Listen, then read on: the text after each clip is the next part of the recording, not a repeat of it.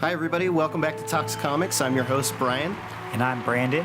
And today we're here at Talks Comics, here to talk to you about everything about comics. So let's jump into some comic book news. So, Brandon, did you hear that Doomsday Clock is now being pushed from a monthly series to a bi-monthly series? Yes, I did hear. I'm a little disappointed, but you know what? I'd rather them take a little bit of time and do it right instead of like rushing it or, lowering the amount of pages per issue, Definitely. It does seem that they are stretching it a little thin. They went from, close to 40 pages. They're going down to... It was 32 pages an issue. They were going to consider going down to 20, but, they just couldn't do it. So, and I'm glad that they made that decision because I like the long issues. I don't mind waiting a little bit longer. Me either. It was supposed to end in December of 2018, but now it looks like it's going to get pushed to end in 2019. Okay. So a little bit long time to, get the conclusion of this story, but we'll see if it's worth it. Yeah, it will be. So far, I've been enjoying it. Yeah, and we're only cool. 3 issues in so far. Yeah, this last issue, was pretty good, so definitely check that one out. And a lot of changes. Definitely. And any changes come up, we'll keep you up to date here at My Comic Universe. Yeah. Now, the other thing I got to tell you about, Brandon, is Skybound Entertainment and Universal Studios, they are teaming up together to make the Kill the Minotaur film. Oh, that's awesome. Yeah, so it'll be really cool. And right now it's going to be a hot speculated book, so go ahead and grab yourself a copy of issue number 1. It's an ongoing series by Image Comics, and we'll see what Skybound Entertainment and Robert Kirkman, who is the owner of Skybound Entertainment, we'll see what he can do and bring this film to the big screen. Yeah, and I bet that book's gonna shoot up very soon. Definitely. What else have you heard about comic book news, Brandon? Okay, so this is more of a rumor, but I'm a little excited about it. It's Sony is rumored to be selling Sony Entertainment, which could include the Spider-Man rights. Ooh. So this gives Marvel and Disney an opportunity to buy it and own all of their character rights again. That'd be really cool to see them all incorporated into the Marvel Cinematic Universe. Some of the ones that haven't been promised to come in after the merger with Fox. Yeah, and I'm hoping it'll bring a little bit more of a synergy between the movies and the comics, Definitely. We'll definitely be looking forward to that. And we'll keep you up to date here at My Comic Universe about any of those changes. But I don't know, have you heard about the big wedding announcement in Marvel Comics? Are you talking about X-Men? Yes, I'm talking about X-Men. Yeah, I heard about this. It sounds pretty cool. All right, so it's 2 X-Men, and I know a lot of people are like, are they marrying up Cyclops and Jean Grey again? No. Nope. We're going to get a Kitty Pryde and Colossus wedding this time around. They've been, together, or at least hinted, for a long time. So yeah, it's been kind of a back and forth thing with them. So they kind of did the proposal issue in X-Men Gold number 20, and now the wedding issue will be in X-Men Gold number 30, which will be coming out in June of this year. Now, Marvel is not the only one doing a big wedding this year. If you've been reading the Batman Tom King storyline, then you know that there was a proposal between Catwoman and Batman, and guess what? There's going to be a wedding as well coming out. A wedding issue as well, which is going to be Batman issue number 50, which will be coming out in, I believe, May, but we'll keep you up to date when it does hit your local comic book shop. But this one's going to be a little connected to what's coming out a little beforehand. That same month, we have Free Comic Book Day. Oh, yeah, I can't wait. I can't wait either. It's going to be super, super cool. There's going to be a lot of great free comic books, and we will keep you up to date on what we grab on Free Comic Book Day. But one I will let everyone know you're going to have to get is DC Nation Issue 0, written by Tom King, with art done by Clayman. Now, this is going to tie in the Joker, spoiler, I know, this is going to tie in the Joker to the storyline for the wedding issue that's coming up in the Batman storyline in issue number 50. Yeah. So I'm excited for that. I know, I'm super, and I've really super enjoyed. excited. Yeah, I've really enjoyed King's work, on DC and Batman lately. So yeah, definitely. And we got to meet him at LA Comic-Con last year. Yeah, so great talking to him. He's a really cool guy. Yeah, really chill kind of guy. So we will keep you up to date on both the wedding announcements for X-Men Gold 30 and for Batman number 50. All right, now I got some DC news for everyone. This is going to lead us into our main discussion for Talks Comics today. All right, which fill is us in, all Brandon. of the changes at DC. Sounds good. All right. So first, we got this is going to be our first relaunch of Rebirth. So Superman is going to be relaunching, and it's going to get a new #1. That's right. I just read about this the other day. Yeah, and so Michael Bendis is going to be taking over writing for Superman. Okay. And so it's going to start with the #1 issue. Okay, so I could see that happening, because he just got announced that he's moving over to DC from Marvel. And, a lot of people were speculating what he's going to work on first. And, of course, he finally came out and said Superman. Yeah. So. And, I mean, that's awesome. Who wouldn't want to work on Superman? Definitely. He's such an iconic character. Yeah. But what's really cool is he's going to do a 6-part miniseries in the beginning, which is basically entitled Man of Steel, which is not to be confused with John Byrne's late 80s, early 90s miniseries, Man of Steel.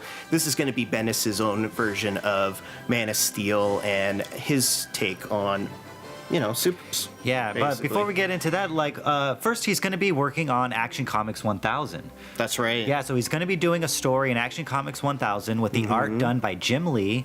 And this isn't going to be some little side story or filler story for Action Comics 1000. This is going to be a big story that they're going to drop at least 2 big bombs that's going to have an effect on Superman's life.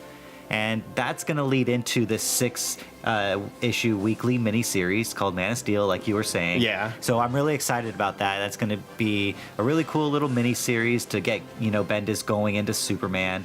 And then that's going to lead us to, like I was saying, Superman #1. With Michael Bendis, leading. Yeah. Oh, that's really cool. But I did see that they're not going to be changing up Action Comics. It's going to continue on from 1000 to 1001, and then so on, and it's going to continue. Yeah, only Superman is going to get Superman. the relaunch. Okay, so that'll be cool to check out. We'll keep you up to date if anything else. Any other changes, we'll let you know. And that the red trunks were going to be brought back. Yeah. Into the storyline. They've already the original shown, costume. some pictures for that. Jim Lee's shown some art on that. I really like that they're bringing back the classic look of Superman. I mean, this is issue 1000. This is a big thing. We're going to get the hardcover with that they actually renamed. It's going to be called Action Comics 1000, 80 Years of Superman. Yep. Yeah, so looking back at all 80 years of Superman, it's glad that we're getting this more classic look, classic feel of Superman again. Not to mention all the covers, the variant covers and different covers are going to come out for 1000. Yeah, that's right. And we will post a list below here so you can see which ones will be available, hopefully at your local comic book shop, but definitely online. Some retailers will definitely have those available for you. Quick thing that I also want to mention about Action Comics 1000 is that initially, as the series was going, it seemed that the issue 1000 was going to be coming out in March of 2018. But now they pushed it back a little. So we have issue 999 coming out in March, but then we have the hardcover 80 Years of Superman coming out in April on the 11th. And then a week later on the 18th, we're going to get the actual issue 1000. Okay, so they're kind of just pacing it out. Exactly. They pushed it back just a little, and then the hardcover will come out first, and then we'll get the actual issue. All right. Well, I'm definitely looking forward to it. I'm looking forward to Michael Bendis writing both the Man of Steel, Superman storylines. Yeah. It's interesting how they're taking that shift off of Robinson and Tomasi. Yeah. But maybe we'll see them shift over to other series. Scott Snyder, following Dark Knight's Metal, is going to be moving over to Justice League. All right. Yeah, now this is big news. So Justice League is their main series, so they want it to be good. They want it to be successful. So this is going to start off with a 4-part weekly mini-series on May 9th called No Justice. Oh, okay. Yeah, and this is going to be co-written by Scott Snyder, James Tynion, and Joshua Williamson. That was it. I can never remember that. Okay, cool. And art by Francis Manipal. So this is going to be really cool. It's a 4-part weekly miniseries that's going to follow the events of Dark Knight's Metal, where the Justice League fought these evil Batmen. Okay, that's right. And this is going to split the Justice League into 4 different teams. Yeah, so it's going to be interesting to see the dynamic of the different teams. And following that, Scott Snyder is going to be writing the main Justice League title. Okay, that'll be good to see. Yeah, and sometime shortly after that, they're going to announce the other Justice League titles with the other teams, and who's going to be working on that as well. Oh, that's so we'll keep you up to date on My Comic Universe as we hear more about that, and let us know what you think. Definitely. The one thing I do want to mention is it seems like they're starting these off with some miniseries now, and they're going to go back to that old system of started off with a miniseries. If that's successful, then they're going to move on to the ongoing series, it seems like.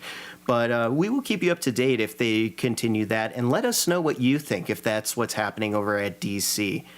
But we definitely need to talk about this amazing Comic-Con that we just went to. A really cool Comic-Con, Pasadena Comic-Con. That's right. If you're local to Southern California, you might want to consider checking this one out. This was a perfect little event. It wasn't too stressful or hectic like you would find at a WonderCon setup or at San Diego Comic-Con. This was perfect to go and meet a couple of voiceover artists, look at some great toys, some comics, and just get to meet and greet with people in the community. Yeah, so, I mean, it's great for families or just regular collectors. There wasn't too many comic vendors, I will be honest. That's true. But there was a lot of cool toys, a lot of toy vendors, and there was some cool guests. Joe Rubenstein was there. That's right. Diane Piercing, who's the voice of Poison Ivy on the Batman animated series. She was there as well. Yeah, and Matt Banning.